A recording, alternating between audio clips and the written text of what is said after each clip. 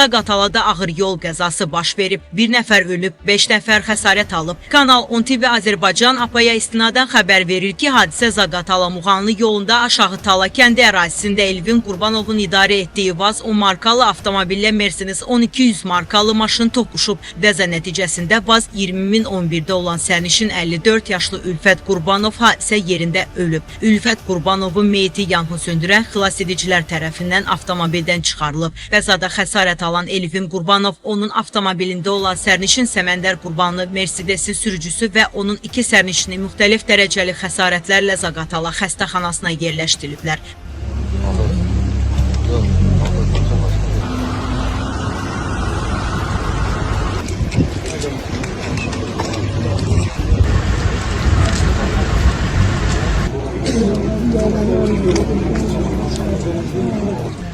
Faktla bağlı Zaqatala rayon polis şöbəsində araşdırma aparılır.